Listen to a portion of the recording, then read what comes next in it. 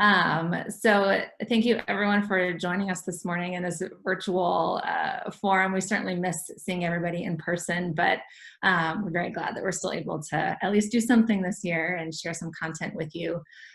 So we are in track 2. We're talking about tools for lab building. And Dr. Jackson and I are going to be talking specifically today about training undergraduate research assistants. I'm sure many of you are working or have worked with RAs in the past, and so we're going to share some tips and tricks and things that we've learned along the way that we think might be helpful.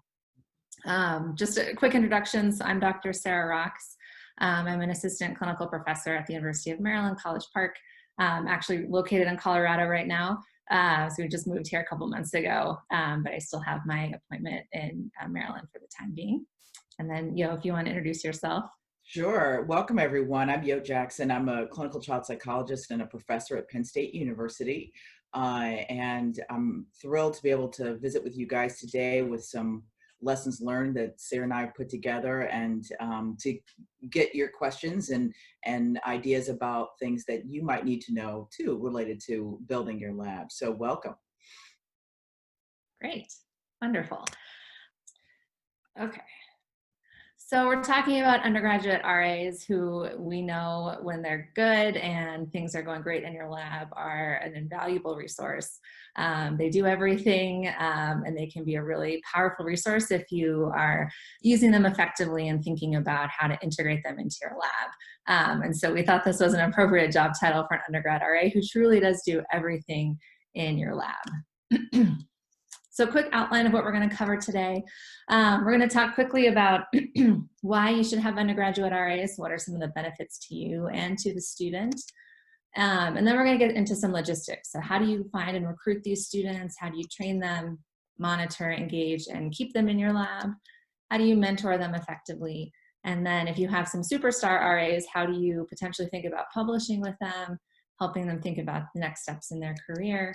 And then we're going to talk about some lessons learned and some resources that we've accumulated that you should think about looking for on your own campus as well.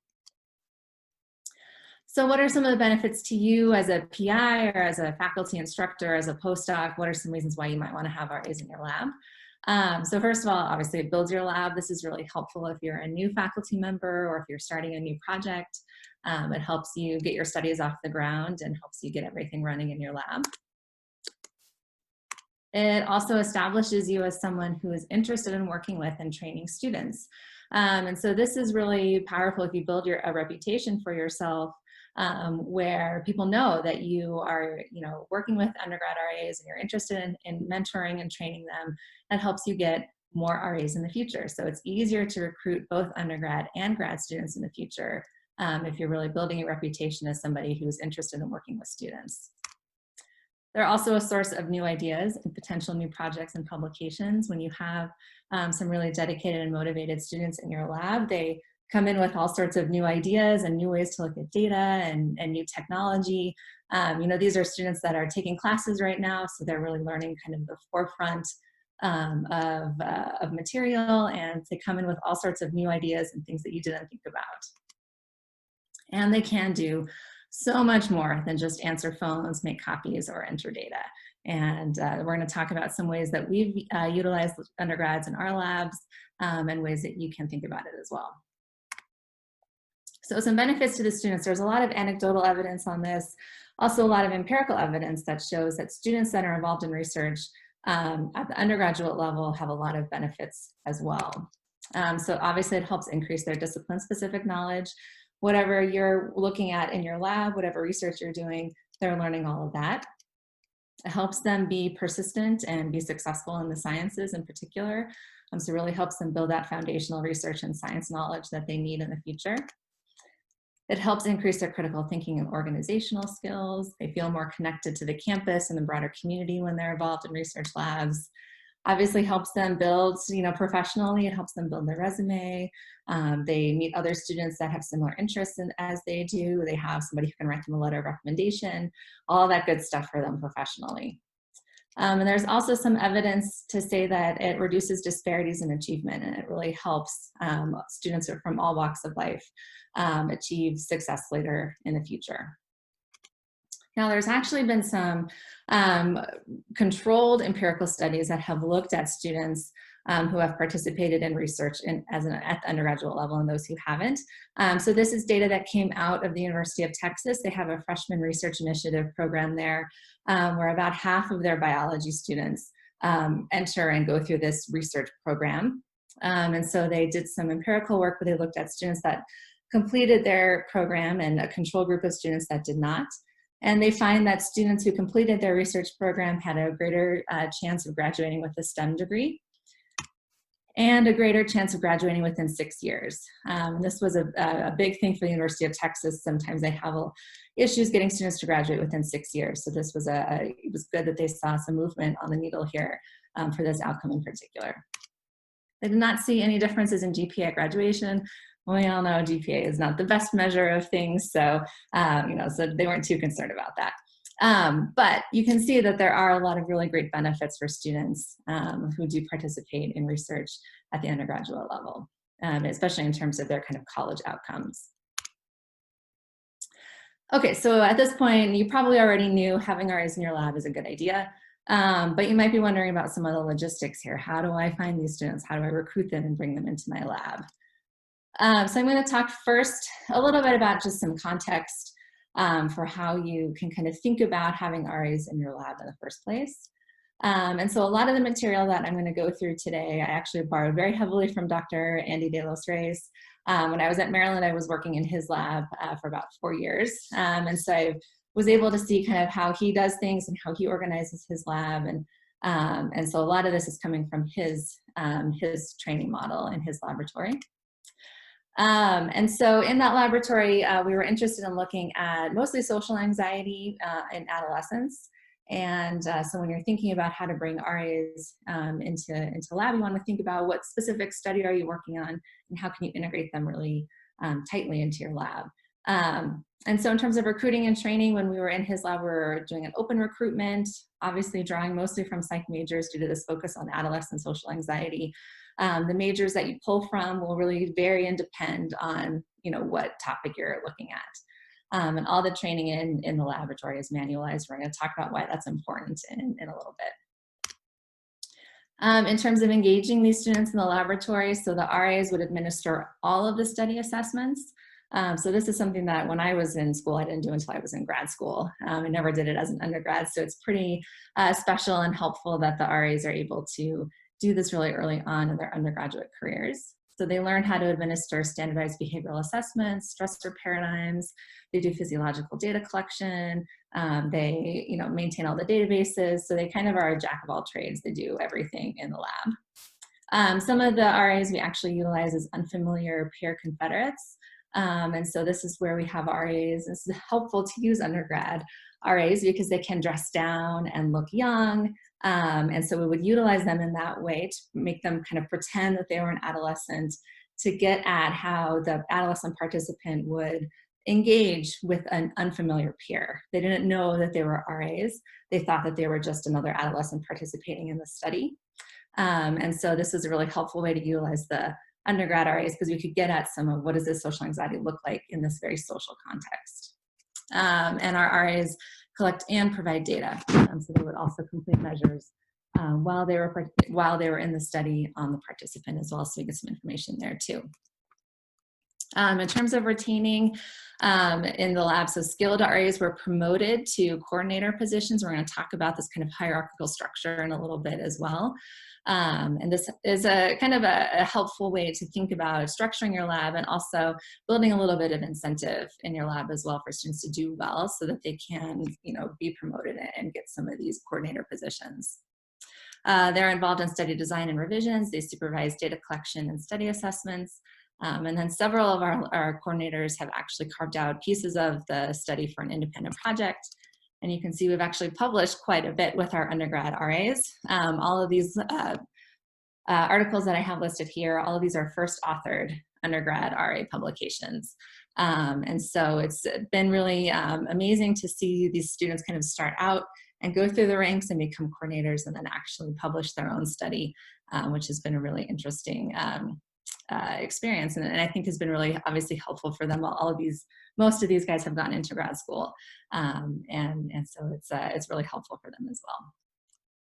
Okay, so that's some context, briefly an idea of how you can make this work in a laboratory. So when you're thinking about recruiting and kind of finding undergrad RAs, they kind of can come from two different sources, two different pipelines. So you might have RAs come in through a research-based university program, kind of the freshman research program I was talking about at the University of Texas. And so in this regard, students might be assigned to your lab. They might join this program first and then join your lab later. And in this case, then students are going to come in with a lot of different backgrounds and motivations. Or you might get RAs in your lab through open recruitment. So this happens through advertisements, word of mouth, students apply directly to your lab. This is the most traditional route that you get RAs into your lab. And students often have a direct interest in your research at that point, right? They're applying directly to your lab to work with you. So I want to spend just a quick moment here talking about what are some of these research-based university programs. And so this is specifically the program that I was involved in at the University of Maryland when I was there. So this is the first year innovation and research experience. We called it the FIRE program. It's modeled after the freshman research program that I mentioned at the University of Texas. And so the idea here is that students are getting involved in research very early on. These are freshmen and sophomore students who join this FIRE program, and then they select themselves into different research streams.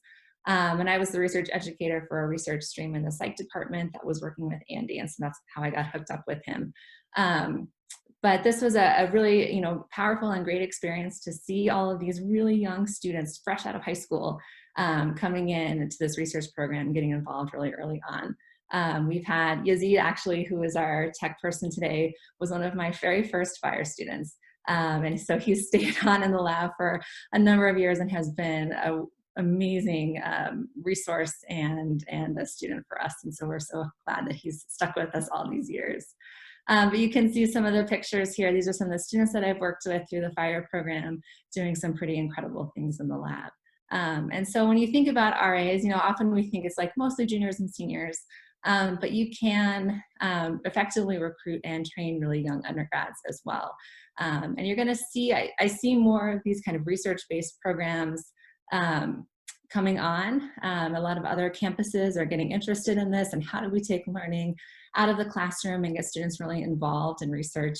And so more of these programs are starting to pop up at different universities. You may have one wherever you're at.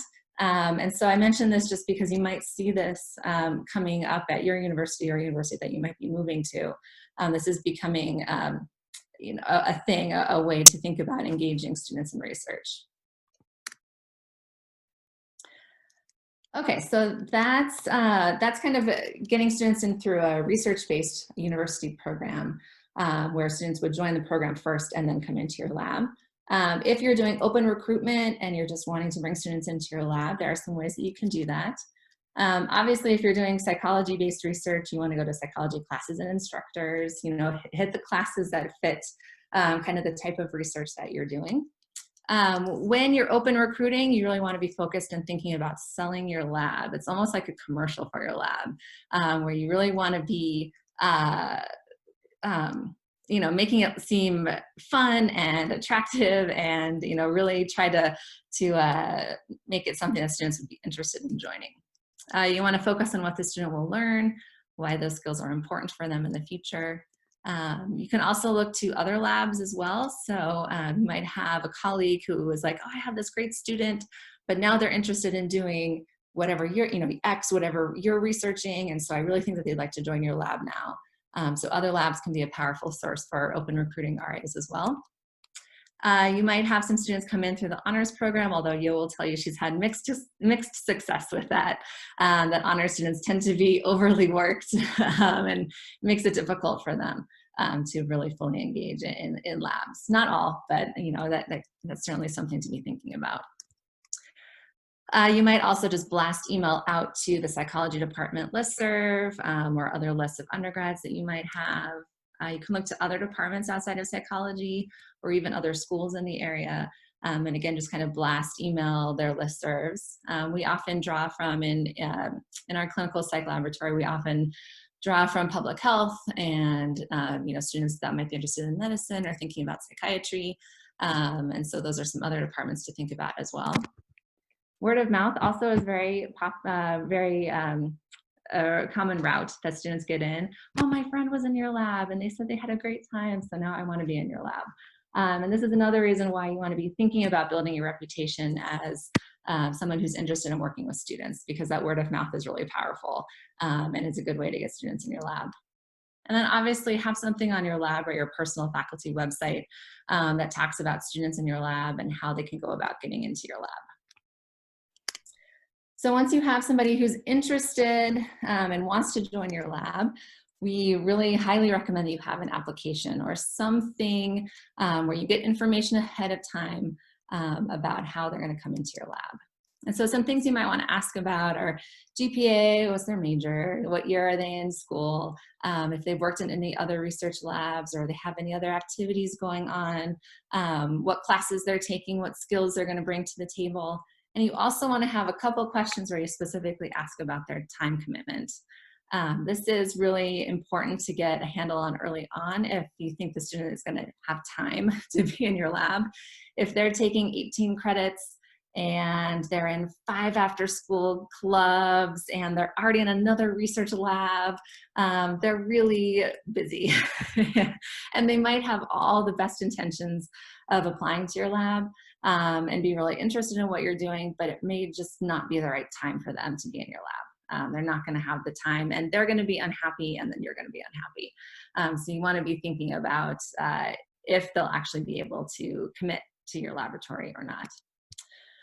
Then obviously you also want to ask about why they're joining a lab and specifically your lab.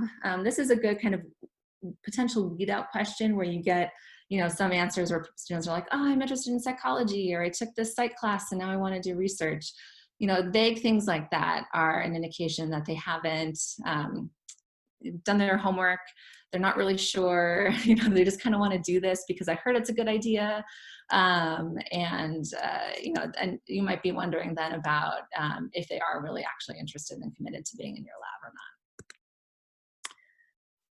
Grad school plans are a plus, so ask if they're planning on going to graduate school.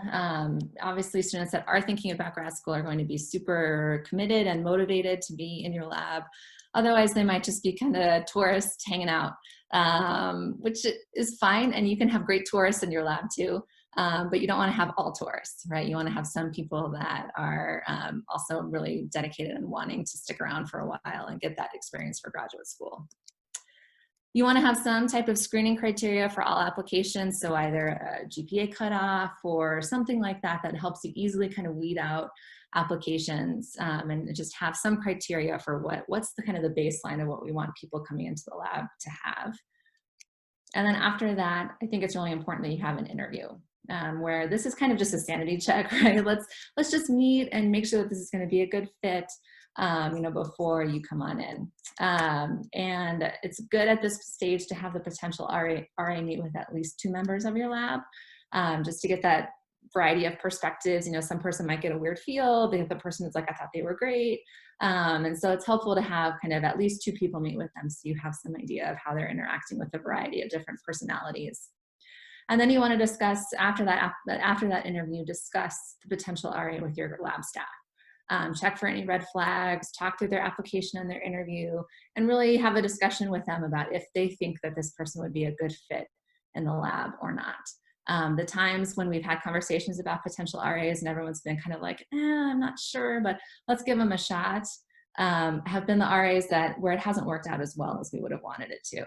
And so those conversations can be really helpful just to check to make sure that it's going to be good for you and good for them. We have a number of examples out here, and I think you guys have access to these slides. We're not going to pull these up just for the sake of time, but they are here in the presentation. If you want to look at some examples of recruitment and applications and things like that, these are all freely available online. And so, at your need, feel free to utilize any of these resources. This is just a quick example of kind of selling your lab. So this is specifically a poster that I put together for the FIRE program when we were getting ready to recruit a new cohort of students into our program. And so this is something that you want to be thinking about, making it kind of flashy and interesting, and have pictures of what students are actually doing when they're in your lab, right? It's all very abstract when a student reads about it on your website. They don't really know what exactly they're getting into. And so having some pictures or some description of what they are actually going to do when they're in your lab is really a good thing to do when you're selling your lab and trying to recruit students.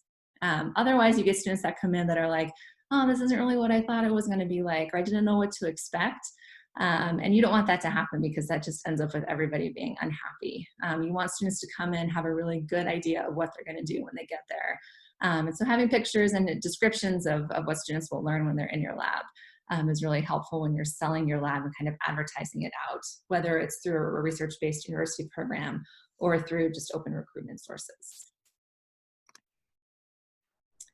Okay, I think this is transition over to you, right, Yo? Right, exactly. So what do we do with them now? How do we get started with them? Right. So we're going to talk a little bit, just going to spend a little bit of time talking about the training process. Sarah, if you want to push that forward. Yeah, so, and I think Sarah's already kind of hinted at this too. So the idea here, when you think about undergrads, I think one of the most important takeaways is to remember that despite how sweet, kind, generous, and enthusiastic they are, they're not you. Right? So you know already how labs work. And there's sometimes an assumption that because you've explained it in what you think is fairly straightforward language, that they will understand what this all will be. So this may seem a little bit more Sesame Street than you might have expected, but you will be in a much better position if you set expectations right from the start, very, very clearly. This really isn't a negotiation as much as it's a clarification of what the job is going to be. And so I think it's important that you bullet points very specifically what it is you expect them to do. So you can keep moving through that if you would. So I think that it's important that you document this information, right? So you want to set policies for behavior and communication. The other thing that might surprise you from time to time, that even the most sort of well-meaning, bright, enthusiastic students don't necessarily have all the same social skills and same background in terms of training and interacting with folks. So you need to be very clear about what the tone and the culture is in your lab, and what behavior is expected, what behavior is not expected. How are folks held accountable for the work that they do? How do you track that? Explain that up front, right? That everybody gets tracked. Tasks all get tracked, and this is how we track them. It's much better for you to do this up front than for you to do this as you go along or do it on the back end. It's just a tremendous amount of work to have to course correct when you really could have made it clear from the very start. And I'll tell you this, students will really appreciate it too.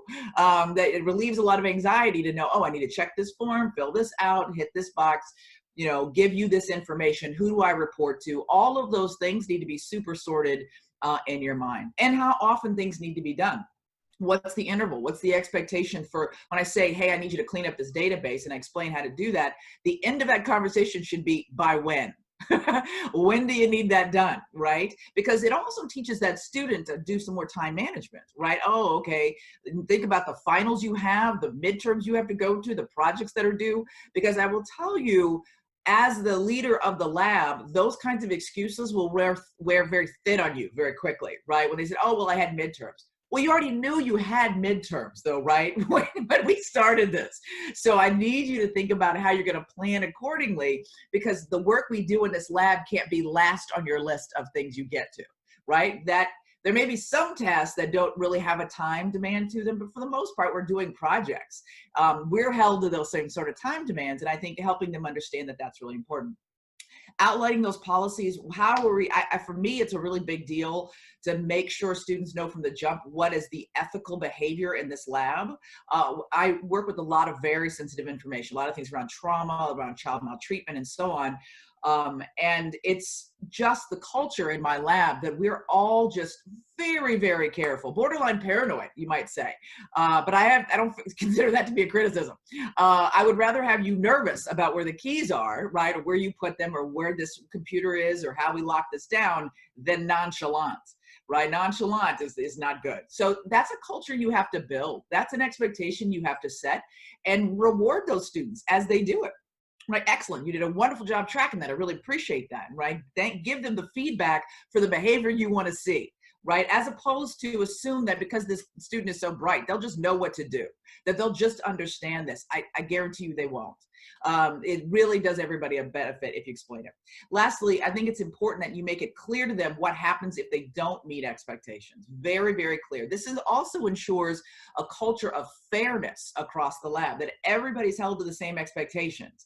You do not want anyone to feel like they're being singled out necessarily for any reason, because that can really poison the dynamic in your lab, and you want to be careful about that. So I have and you can actually, go ahead, Sarah, why don't you flip it, because I think you talk about documentation. Yeah, documenting everything. So I have lab manuals. Everybody gets one. And I don't just hand it to you and expect you to read it. We go over it together, because that's how I emphasize to you how important it is that you know these rules. Also gives you a chance to ask me questions. What does this mean? How does this work? Great question. Let's make sure we're all very clear from the beginning, step by step. And again, I know it maybe seems a little Sesame Street, but I really am speaking from Sarah too, from experience. That, you know, I don't know if you have this experience of teaching classes, but my syllabus for a given class has gotten longer through the years, mostly because of lessons learned. Like now I spell out a lot of things that I didn't think I had to spell out before because of situations that have come along. So my manual in my lab has also gotten bigger too. I think it's helpful to students. How does this work?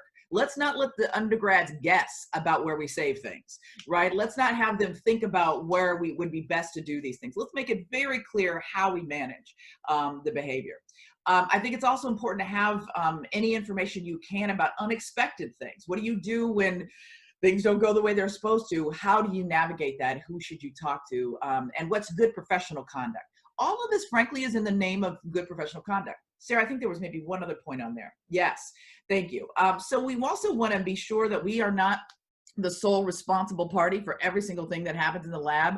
You will burn out very fast if you have to track all the undergrads in everything they're doing. You want to also grow undergrads so they can track and they can get some leadership experience. It's very important that you figure out what can be delegated and give it a try and see how that works.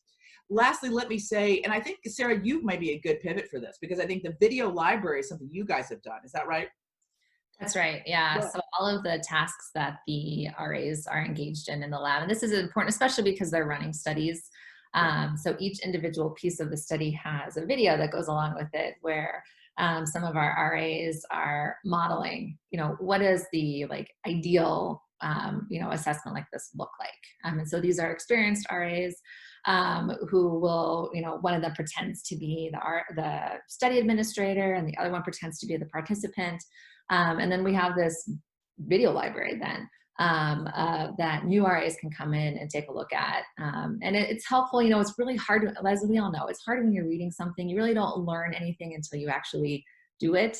And so this is kind of a scaffolding procedure that we use where, you know, first they read about the procedure, then they watch the video and see it kind of what does it look like in action, and then they practice in the lab with somebody else, so they get that kind of hands-on learning experience before we send them in, you know, to actually do a study with a participant. And we have a procedure where they have to pass certain, you know, benchmarks, and they have to do the assessment with us in the room so we can see how they do it before we would say that, okay, you're clear, you can go ahead and do this with an actual participant now.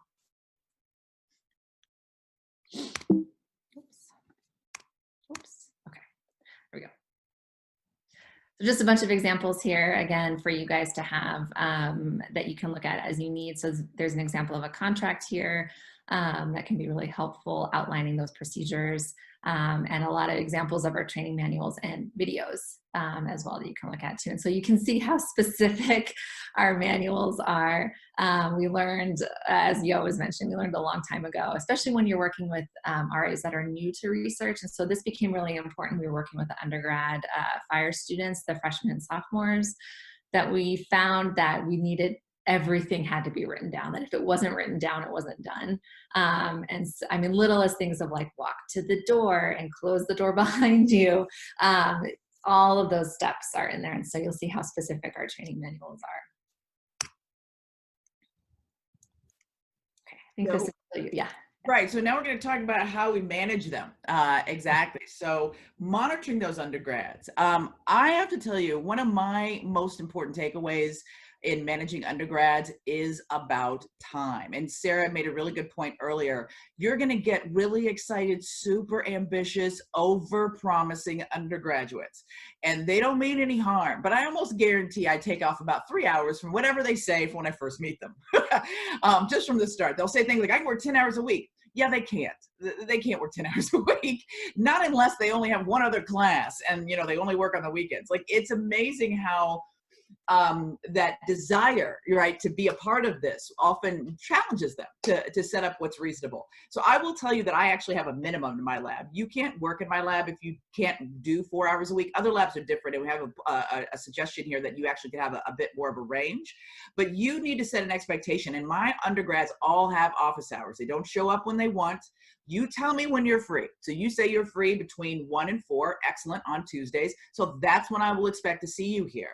It's like a regular job. Again, you're training them in that sort of professional development. This is also why I caution against tourists in some ways. And I mean that in all the nicest possible way, that people are curious, and that's really great. But I think that when you have projects where you have deadlines and things that have to get done, and you task them with, for example, organizing this database, it will create more havoc for you if the schedule of the project now runs on when the undergraduate is free. So I really do try to set it. Now listen, if you need to adjust your 1 to 4, that's great, but you need to tell me that, right? And we need to set that up so then I can adjust accordingly and maybe give part of that to somebody else. I explain that to the undergrad so they see the bigger picture of it too, that their world and their RA-ness affects in a pancake way the rest of the project. They're that important, right? No pressure, but that's why communication is so important. So we have regular scheduled hours, and I will tell you, some of my graduate students who also delegate and manage some of the undergraduates in a specific area of a project, vary in how they do this. I've been really impressed. Like, some of them actually have a sign-in, sign-out sheet because the graduate student's not there all the time, so we don't necessarily know. So tracking and having some place where they can keep track of their hours, where they can show you that frankly, I can tell how much time you spent by whether or not tasks are done. But I do think it's important to know. Also be aware that you may be overworking them, right? That the tasks you ask them to do, you and I think they take about 45 minutes. It would just take about 45 minutes to do this, but it ends up taking them 4 hours. That's important information for you to know too. So you don't want really any less than maybe, I would go with maybe 4, but I think if as a minimum, maybe for a starter too, at 1.5 to 3 hours, every time they come into the lab. You really can't get anything else done. And I will tell you, undergraduates will say, oh, I can come in for 45 minutes between these classes. It's a horrible idea. It's a horrible idea. Tell them no. No, you're not going to do that. We're going to find blocks of time so you can be really, really clear. I think it's important that you get products, right? That it's meaningful. It doesn't just seem like, office work. And it's important that they make up their time. This is, again, of that accountability, because in the real world, you have to do this. So we don't want to create a lab that's sort of a fantasy world where you are allowed to get away with things that you actually wouldn't be able to do later. You're not really training them then in the level of accountability they're going to have. So although it doesn't always feel good, I think it's important that you are setting a model. Sometimes you're the first model that's been set for them in terms of how to really hold the responsibility of something. So if they miss, and I get that, emergencies happen, life happens, you have to tell us, right? Don't just not show up, right? That's not okay. And then you also have to tell me, when you tell me that you can't come, that's okay. The rest of that email has to say, how are you going to make up this time? That's an expectation that I set from the beginning. We all have to do that. Everybody, even the paid staff, we all have to say, hey, listen, can't come in on Monday, but I'm going to come in on Tuesday and make up that time, because you're accountable to all of us in this project. We're all counting on each of us to get this work done. And I shouldn't have to chase and run behind to find those things out, right? You can let me know, and that's your responsibility. Okay, let's look at the next one. I think it's great to have graduate students, if you can, also help to supervise. I would also be very careful about behavior in the lab. So this may surprise you. And again, it may sound like I'm some old cynic. And I don't mean to. It's really just, again, lessons learned. You can ignore it if you want, but I guarantee you these things will happen to you as well. It is amazing how much work happens while you're staring at your phone.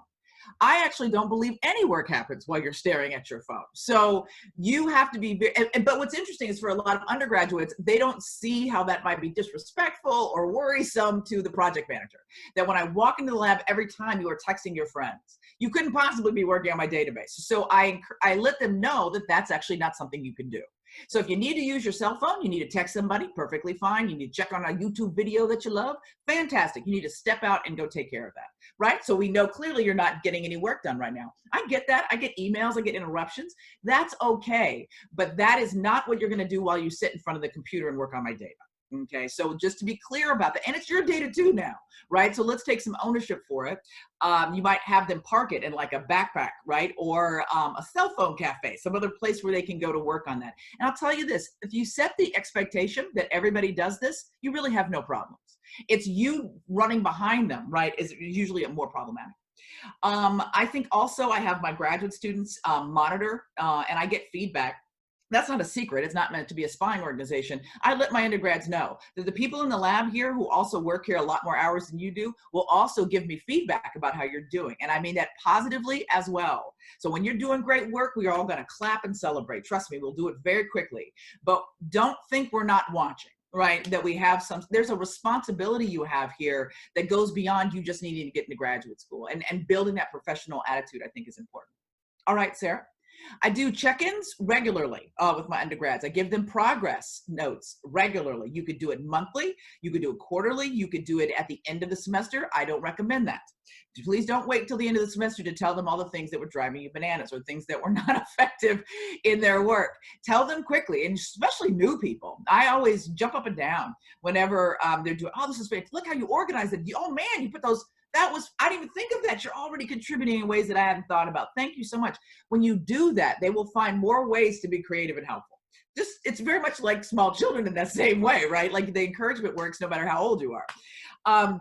And you do need a remediation plan if they're not meeting expectations. Don't think the other people in your lab don't notice when someone isn't meeting the task. And for you not to respond to that, for you not to show the leadership to say, oh, you know what, we got to correct this. Other folks will notice that, and you will start to lay the groundwork for poison and virus in terms of behavior in your lab. I was going to just jump in and say that positive reinforcement is so important. And we've actually had times when we've had, some kind of culture issues and we've had concerns about kind of behavior in the lab, we've actually utilized a sticker chart where it's like, this is way back, like this is what my kindergartner is doing right now, right? But they love it. Everybody was like so motivated to get their sticker up on the chart. So it can be something as simple as that. It really can be.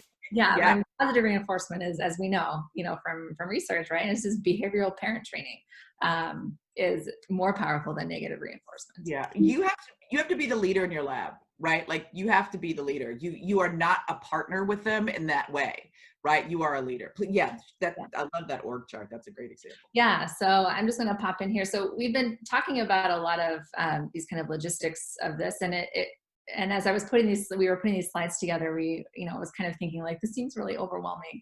And how do you do all of this? And so I think it's really helpful to think about having some type of hierarchical structure in your lab. And you'll kind of mentioned this earlier on too, about not everything needs to fall on you, that you need to delegate. Otherwise you will drive yourself crazy.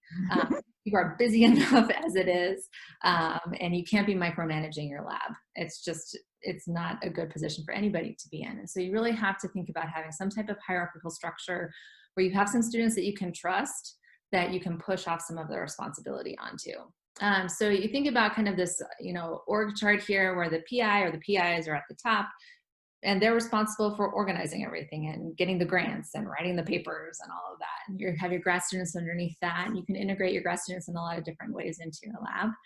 And then underneath, you really need to have a central hub, a central person, some type of lab manager who's overseeing kind of the day-to-day functions of your lab. For Andy's lab, that's Hide, who you guys have all met and known, and because he's also running JCAP, and so he is our jack of all trades, really, handling and doing everything. Underneath your lab manager, you want to think about having 1 or 2 people per kind of aspect of your study that are responsible for that piece. So if you have multiple projects, multiple studies going on in your lab, you're going to have 1 or 2 project coordinators for study 1, 1 or 2 project coordinators for study 2. You might have somebody or 2 people who are specifically responsible for recruitment. This is especially important if you're doing community recruitment, which is really hard. And so you need somebody who that's like their full-time thing, is just how do we get people in the lab? You might have a coordinator who's responsible for data collection or managing all the videos or things like that, and on, depending on what you've got going on in your lab and what study you're doing.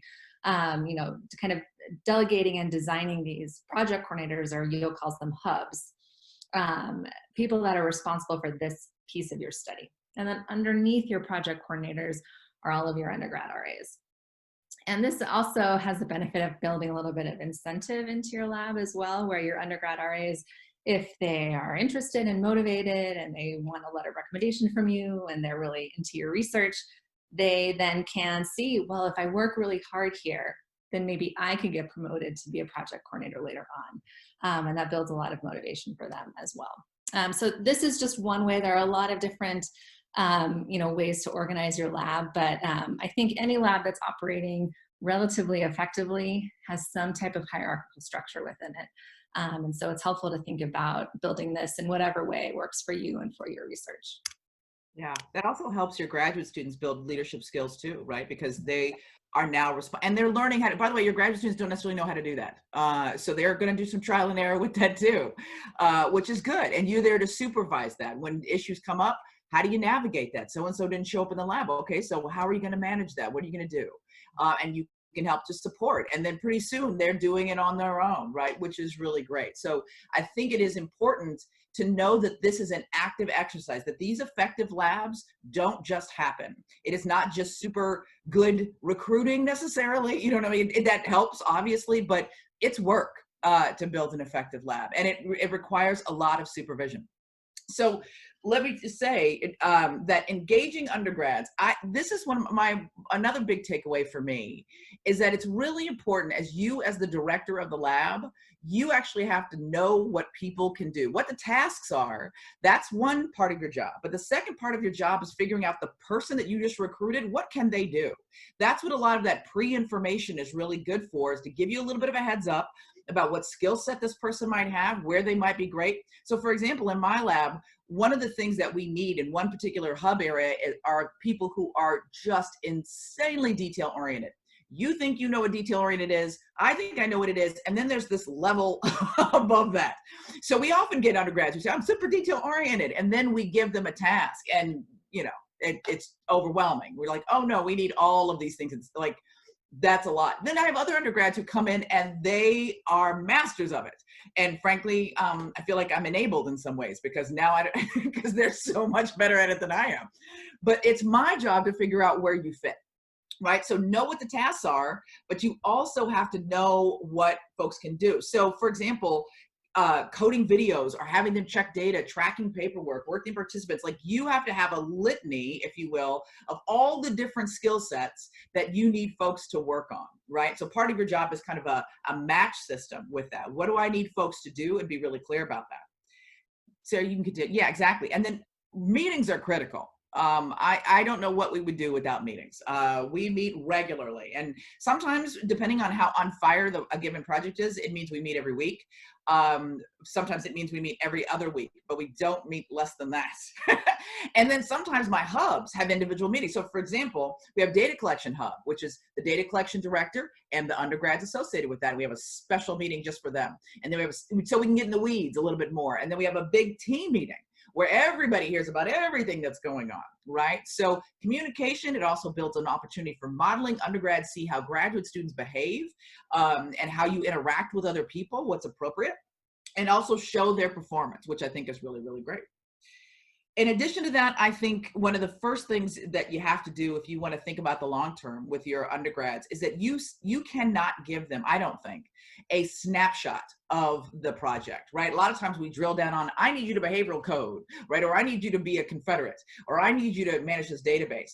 You need to tell them the rest of the story, right? And they're not, by the way, going to figure it out by your website, okay, the thing you put on your website about the project, they won't understand the bigger picture from that. And they may not even know where to go read materials to learn more about it, as silly as that might sound. But sometimes they don't. So I make sure they understand from the beginning, this is the point of this big project. And I'll tell you, if for no other reason, right? Even if you didn't care about their sort of individual understanding, do you know how obvious it is when it comes time for them to apply for graduate school? It is such a red flag to me. When I'm doing interviews with folks who want to come to graduate school and they've worked on projects or been in labs, or their Vita looks fantastic, you know, with all these things. And what I ask a simple question: what was the research question on the project you worked on? If you can't answer that question, then you don't, then now you make me nervous. Then you didn't really work in the lab. What you were was a worker bee who did a very specific set of tasks. But your science understanding, your bigger picture view of why you were doing what you were doing is lost. And I feel like that was a lab that has a missed opportunity here. So I expect all of my undergraduates not to be able to, you know, be super articulate about the bigger picture, but they should be able to say, why are we doing this? If somebody asked you, well, what role does that database have in the bigger picture? How are you contributing to the project? I want them to be able to answer that. So I give them that from the beginning. And at those meetings, we talk about that. And I might even say, hey, you know, Lindsay or Tiffany, tell me how you see your work fitting with this. Do you have ideas or questions about your work? How do you think it fits, right? Engaging them that way, they will work so much better for you and so much better for the project. But I never want my undergraduates to be the ones who, when they go on graduate interviews, are the ones where they're scratching their head like, why would I know the answer to that question? I've honestly had that reaction from folks applying to graduate school. They've even had conference presentations or published things, but they still, you can tell their role really wasn't that important if you just scratch the surface. And I never wanted my undergraduates to be those folks, because it's disappointing in the end that you really don't get it. So that's my strong encouragement. In addition, I think, and is that the only, yeah, I think, all right. So the last thing, let me tell you about this, is meeting them where they're at. I think it's really important. You're going to find, by the way, that in the beginning, you're not going to always be really good at identifying who goes where. This match game that you're going to play. And the undergrads too will say, oh, I love behavioral coding. I think that's fantastic, right? You sold it to me. I loved it. It was great. I want to do that. And then they're terrible at it. Or they really want to do recruitment and they're terrible at it. Or, you know, they try to interact with your participants and they're terrible at it. You can try to work on some training, but bottom line, it is really your job. And I want to make this really clear, not their job. It is your job as the director to figure out what they can do. That's your job. You can keep trying to remediate and sort of push that, you know, sort of peg and try to get them to get it. But I will tell you, we often don't have that kind of time, frankly, in our lab. We don't have as much time as it takes sometimes to remediate and retrain. And it's actually a better use of time to say, okay, what can this person do? What do I have that you can do? Right? As opposed to constant feedback and correction. We do a little bit of feedback and correction, but I'm really needing, in my role as a director, to be much more sort of macro about this and put you where you go, right? So I think that it's important that you think about what folks can do and really work to try to figure out where they'll be the most effective. I have plenty of folks who want to, we have a lot of video data in my lab, for example, who want to code those videos, and they are unbelievably slow at it. At the point where they're good, right? But one video a week, we're never going to get done. So you're actually not as well suited to this, but you might be good at checking something, you know, maybe that would be where we put you. It's not meant to be punitive, but it is meant for you when you want to have an effective lab, then that's something you're thinking about all the time. How are you doing this job? Did you have some chime-ins with that, Sarah, too? I think just a couple of things, you know, it is, you want to be thinking about how do you best utilize this student. But the one thing I was thinking about when we were kind of putting this part together was all of the fire students I've had that have come in from all walks of life and all different majors. I've had math majors and chemistry majors and everything through this research-based program. So when you bring RAs in through that pipeline, you don't have control over, you know, their interests and their majors and things like that. And so it's important also to know that sometimes students are seeking out these opportunities to broaden their perspectives. And, you know, they're like, oh, I do math all day long and I don't want to do math all day long. I want to do something else. I want to, you know, learn this new skill with this new task.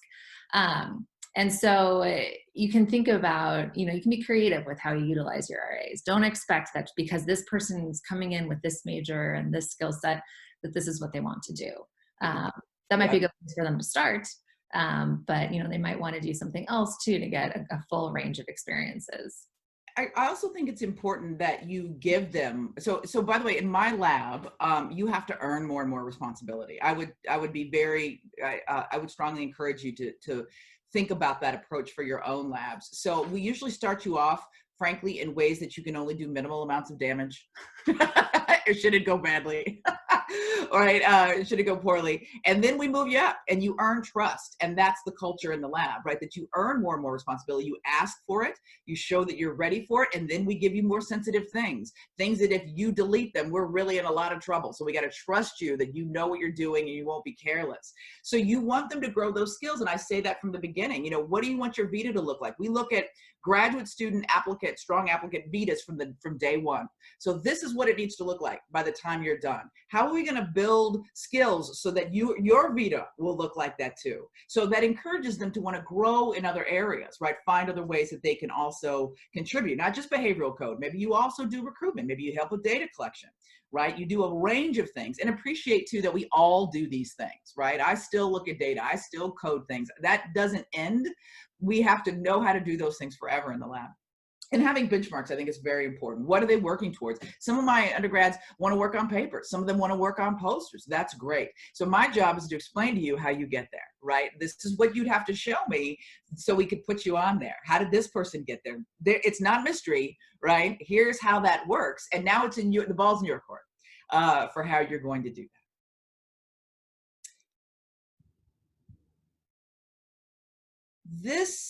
I think this is you, Sarah. Is it the retaining folks? Okay, this is, all right, balls in my court, so to speak.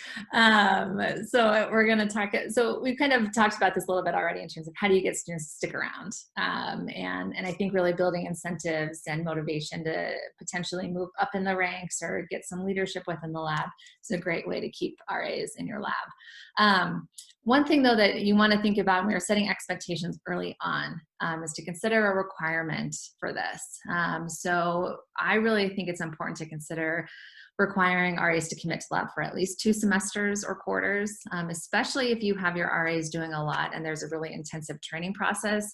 What happens is they train for that whole first semester and then they leave. And that's great for them.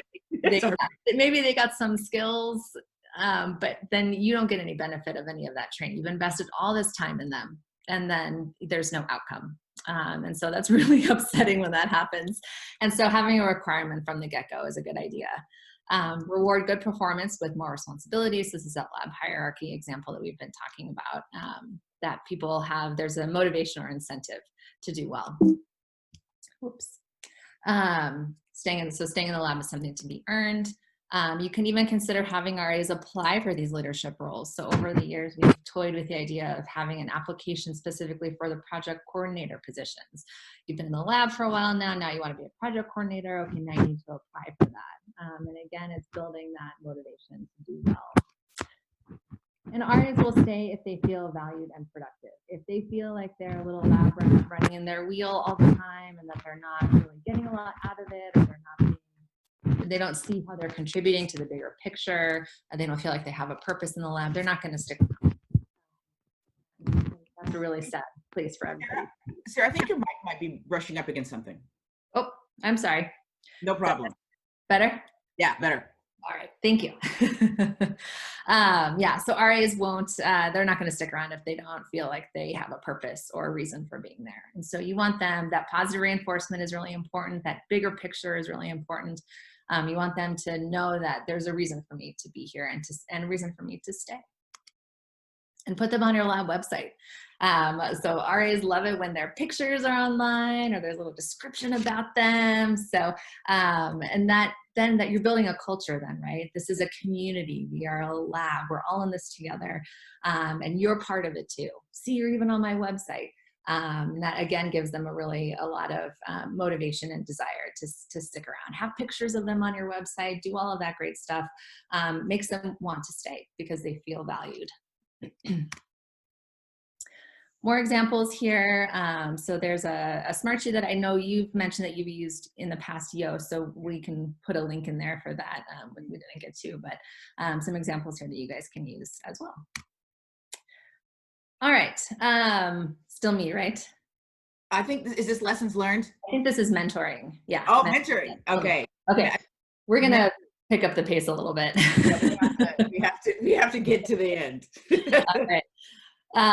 So how do you mentor undergrads? And some of this we've already talked about a little bit, but really thinking about helping them build some of these professional skills that you want them to have for the future, especially younger ones.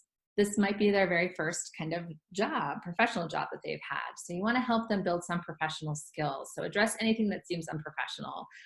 Email greetings, communication, work ethic, intellectual curiosity, right? Telling us when you're not going to be in lab. Please don't email me with, hey, things like that. Help them build those skills that they're going to need in the future in their jobs later on. Help them develop good critical thinking skills. So involve them in troubleshooting and problem solving in the lab. Help them really think outside the box and develop those skills these are skills that will take them well beyond your lab. And so you want them to develop some of those, skills that aren't just about how to enter this data or how to code this video. Mm-hmm. If you have an RA who's doing really well, you want to involve them in some project deliverables. So find opportunities for your RA to publish with you, present their work, go to conferences with you. These are things that build their resume, especially if they want to go to graduate school. And so those are important opportunities to be looking out for your RAs. All right, so sometimes you get an RA in your lab who's a lifer, where they come and they just park in your lab and they live there for forever, and it's wonderful, and this is all great for you because you get that longevity, and you have some fabulous RAs that you love, and this is working really great. But this only really works well if your research aligns well with their goals, right? You want to encourage RAs to get a range of experiences, and you might have to have that conversation with them of like, look, you're going to need at least 3 letters of recommendation for most things, and I'm only going to write 1 of those letters. So you got to make sure you've got 2 other people who can write a good letter of recommendation for you. So you want to support their goals, help them seek out opportunities that might be a good fit for them, that might help them meet their professional goals, and know if it's time to say goodbye. Right? This can be really sad when you have an RA who's been in the lab for a while that decides to leave because they want to try something else or their interests have changed or something like that. But know that it's good for them to move on and get other experiences if they need as well. And track those outcomes as well. So know where people that have been in your lab are going to. It helps you kind of monitor how you're doing as a mentor, and also helps you link new students with them as well. If you know, oh, well, so-and-so applied to dental school, and now I've got this other RA who's interested in dental school, so I'm going to introduce them. That's really helpful for your new RA as well to have that network. All right, so now you've got this fabulous RA who wants to publish with you, and you might be feeling a little bit nervous about how do I do that? So just a couple quick tips about publishing with undergrad RAs. This is something to be thinking about. So I am seeing a lot of grad schools now that are really looking for students to come in with publications already. And so this is starting to get on undergrad RAs' radars, where they're thinking about like, oh gosh, I need to publish. And so how do I do that? So you want to have some clear policies on this. Make sure they align with APA principles for authorship credit, right? So make sure you kind of know what they need to do in order to deserve authorship on this paper. It should only be available to RAs who have a track record of really great performance, that are leaders in your lab. And so it shouldn't be something that's available just to everybody. Publishing's not a favor you do, people. Just yeah. That's not a favor. Yeah. That's what you have to earn. Absolutely. Yeah, I have to earn it for sure. It's often best linked with some type of project, right? An undergraduate honors thesis or a post-bac or a master's project that lends itself really well to some type of publishing later on. Grad students can be really helpful here. This can be a good experience for them to learn some of this research supervision. And so you can utilize your grad students to work with your RA, your undergrad RA, to get a paper together. They can be a really helpful resource there. And you also want to be realistic about potential outcomes and outlets for a paper like this. You're not going to send an undergraduate honors thesis to a top tier journal. And you want to be honest and forthright about that with yourself and with your RA as well. Okay, we're almost there. All right, so now you've got all these great RAs in your lab, and now they all want letters of recommendation from you. I had a time when I was drowning in like 30 letters of recommendation requests, and it was really challenging. So how do you manage that a little bit? So some things to be thinking about when you're working with RAs for career planning is to help them network. So introduce them to people that you know, suggest places where they should apply. Oh, so-and-so applied to this internship and had a great time, and so you should look at that. Help them link up with opportunities where other students in your lab have gone on to. Link them to other students. I mentioned the dental school example, so link them up to people that have similar interests so they can get some help and advice from them, and use that tracking log to help you with that. If you have time, which is not very rare, but you should offer to help your RA with some of their other materials for whatever they're applying for. So look over the resume, other application materials if you have time. At the very least, please encourage them to go to the Career Center on campus. They will need help putting their application materials together, and so you want to at least link them to some resources for that. When you get a letter of recommendation request, usually comes from an email from a student who's like, hey, can you write this letter for me? And for a while, I didn't have any system for dealing with that. And then I was drowning in all of these requests trying to write all these letters. So when I get an email request from a student about a letter of recommendation, this is my form template email that I send back. Yes, of course, happy to write a letter for you, but here's what I need. And I need this information so that I can write the best possible letter for you. I need a single file telling me all of the different places that you're applying to.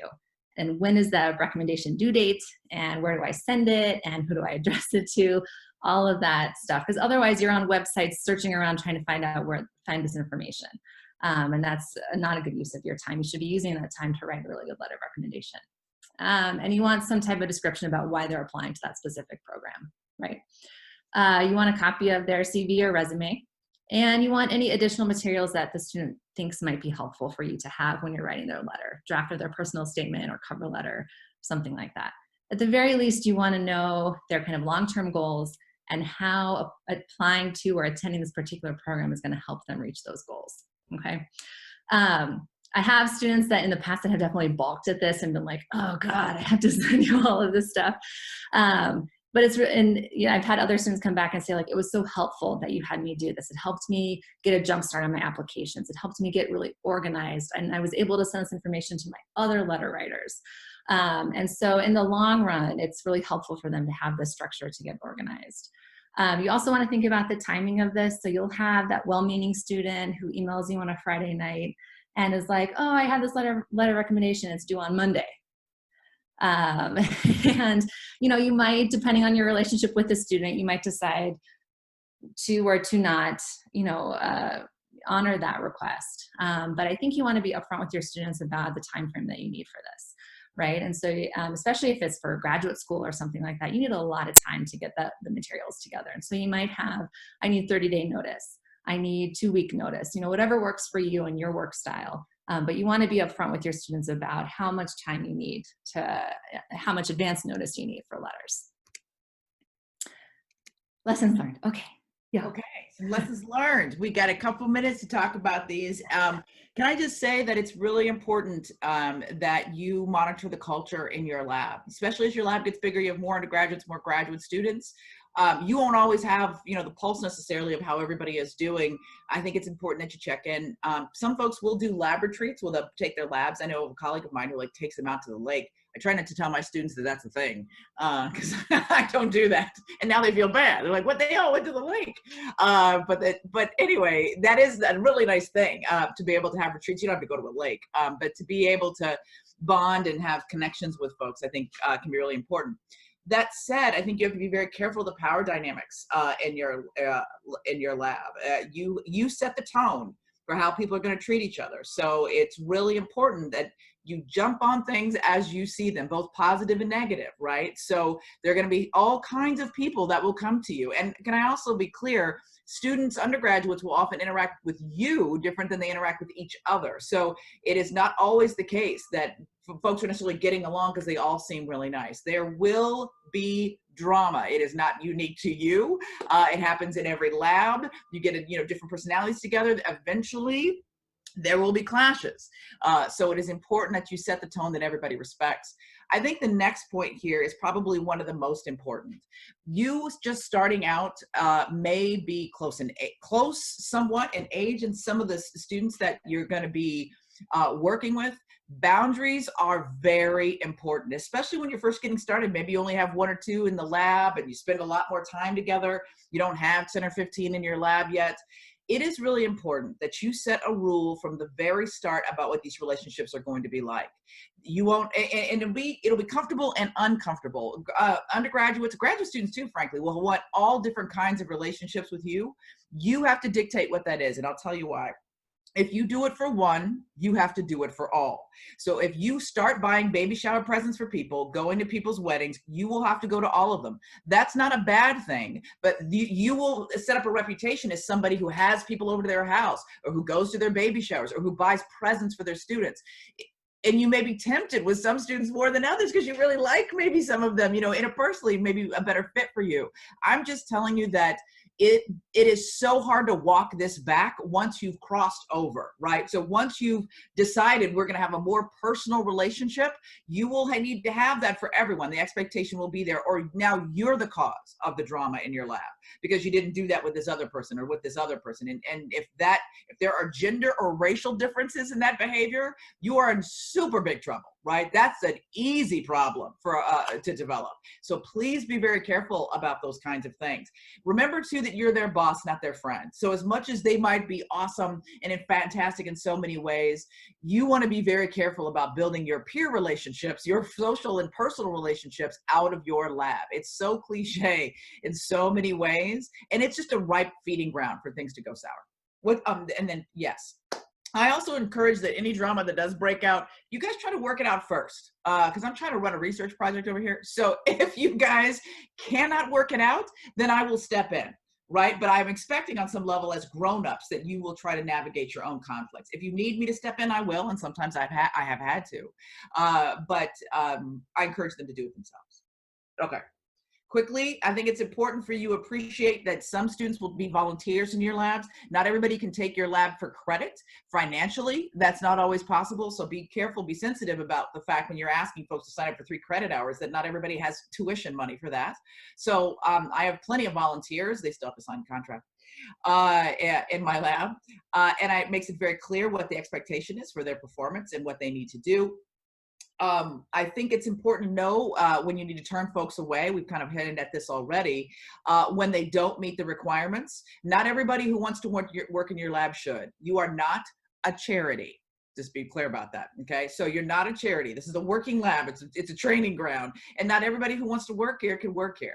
So we'll try you out. We'll see how it is, but sometimes they need to go. And it's important that you also encourage your graduate students to help manage some of that leadership, that you don't jump in and solve every problem. And you say to your graduate students, how are we going to navigate that? What are you going to do about that? How do you want to manage it? Oh, is this still me? Okay, so I would just say that, yeah, right, but be prepared.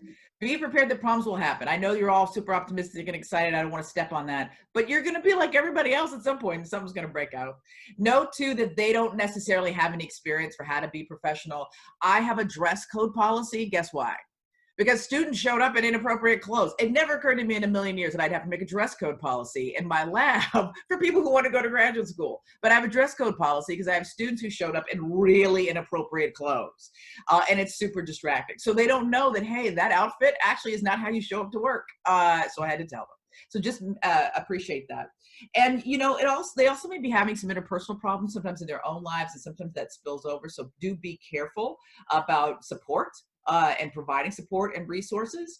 I think being fair is super duper important. I think having expectations is super duper important, and documentation of all of those things, and that you be the model of follow-up and accountability, and also joy and learning, right? But it's both things, right? It's not just excitement, it's also training. That's what you're doing. You're getting your project done, but you're also training them. And if you neglect that training part, it will not bode well for your project. Sarah? Okay, I think this is the last slide. Wow. So we put together just a list of resources that you should be aware of on your own campus that can be helpful if there are issues or problems or just support for having an active research program. So obviously your undergraduate research office is a great source of support for you. Other research offices and programs on campus. Sorry, I had something just pop up on my screen. Wow. They're going to kick us out.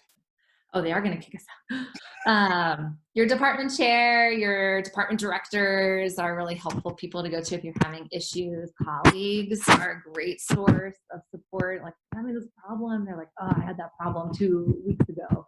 You know, here's what I did.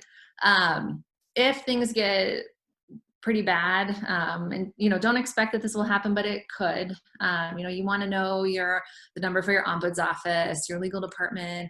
If you're having some issues, you know, potential sexual harassment issues or anything like that, you want to know the number for your Title IX office, human resources, things like that. This again is like worst case scenario. Don't expect this to happen, but if it does, you should be aware that those resources are there for you.